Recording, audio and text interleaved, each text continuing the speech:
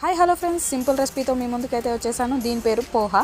తెలంగాణలో దొడ్డు అటుకులు అంటారు. దీంతో అయితే మనం సింపుల్గా ఈజీగా టిఫిన్ అయితే చేసుకోవచ్చు. సో అది ఎలాగో చూసే ముందు మన ఛానల్ని కొత్తగా చూస్తున్నట్లయితే సబ్స్క్రైబ్ చేసుకోండి ఫ్రెండ్స్. ముందుగా అయితే కట్ చేసిన అల్లం ముక్కలు, పచ్చిమిర్చి, అలాగే ఉల్లిపాయ ముక్కలు తీసేసుకొని పక్కన పెట్టేసుకోవాలి.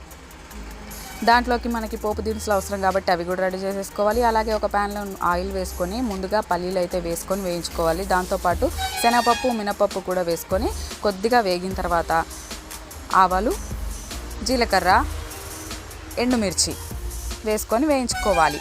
ఇది కాస్త వేగిన తర్వాత దాంట్లో కరివేపాకు, అలాగే మనం కట్ చేసి పెట్టుకున్న ఉల్లిపాయ, పచ్చిమిర్చి, అల్లం ముక్కలు కూడా వేసుకొని వేయించుకోవాలి. ఇదైతే చాలా సింపుల్గా అయిపోతుంది, అలాగే పిల్లలకు కూడా నచ్చుతుంది. సో చిటికెడు పసుపు అయితే వేసేసుకున్నాను.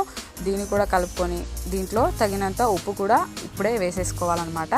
ఇలా వేసుకున్న దాన్ని అయిపోయిన తర్వాత మనమైతే ఫస్ట్ అటుకుల్ని ఒక 15 మినిట్స్ నానబెట్టుకోవాలన్నమాట.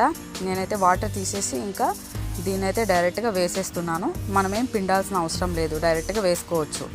ఇలా రైస్ లాగానే ఉంటుంది. సో ఇలా వేసేసుకొని మొత్తం ఆ తాలింపులో కలిపేసేయాలి. ఇంకా ఇదైతే మ్యాగీ మసాలా, మీకు కావాలనుకుంటే యాడ్ చేసుకోవచ్చు, లేకపోతే స్కిప్ చేయొచ్చు.